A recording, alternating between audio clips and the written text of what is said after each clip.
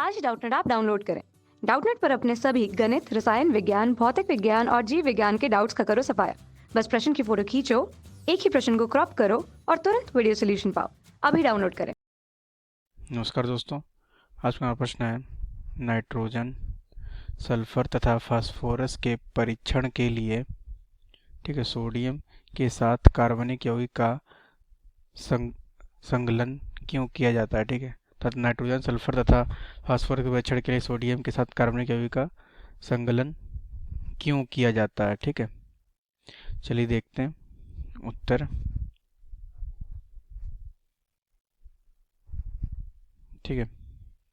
जैसा कि हम जानते हैं, कार्बनिक यौगिक में carbon, hydrogen, nitrogen, sulphur, chloride, bromide, iodide, oxygen तत्व मुख्य रूप से होते हैं। इनके अतिरिक्त फास्फोरस भी अल्प मात्रा में पाया जाता है। हमने क्या बोला, कार्बनिक यौगिकों में carbon, hydrogen, nitrogen, sulphur, chloride, bromide, iodide और ऑक्सीजन तत्व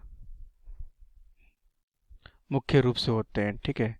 ये सब हमारे मुख्य रूप से होते हैं। मुख्य रूप से होते हैं। इनके अतिरिक्त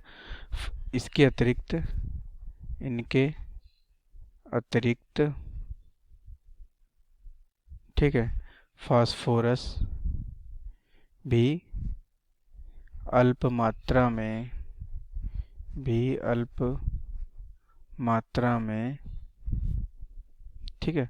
पाया जाता है।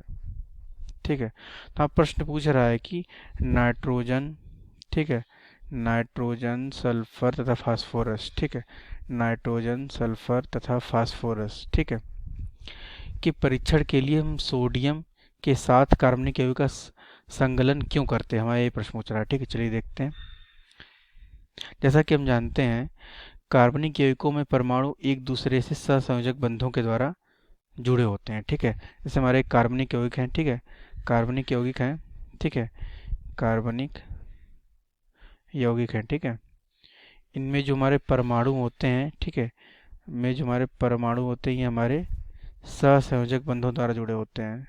सहसंयोजक बंध के द्वारा जुड़े होते हैं। साधारणतः कार्बनिक यौगिक जलीय विलयन में आयनित नहीं होते।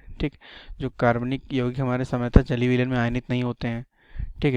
किसी कार्बनिक यौगिक में nitrogen, sulphur, chloride, bromide, iodide तथा फास्फोरस की उपस्थिति पहचानने के लिए यौगिक को सोडियम धातु के साथ उच्च ताप पर संकलित करने पर किसी कार्बनिक यौगिक में, हमने क्या बोला, किसी कार्बनिक यौगिक में carbon, hydrogen, nitrogen, sulphur, carbon भी हो सकता है। Carbon, hydrogen, nitrogen, sulphur, Br, bromine, iodide, I, ये हमारे इसमें कार्बनिक यौगिक प्रेजेंट होते हैं। ऑक्सीजन और फास्फोरस भी कुछ मात्रा में प्रेजेंट होता है। इन कार्बनिक यौगिकों में हमारा nitrogen, sulphur, chlorine, bromine, iodine और फास्फोरस, इन जैसे ये हमारे तत्व हैं। इन तत्वों की पहचान करने के लिए सोडियम धातु से अभिक्रिया कराते हैं। सो इसकी इन धातु की पहचान करने के लिए हम क्या कराते हैं, सोडियम धातु से, सोडियम धातु से उच्च ताप पर संगलित करते हैं। फ्यूज करते हैं। संगलित मतलब फ्यूज होता है। उच्च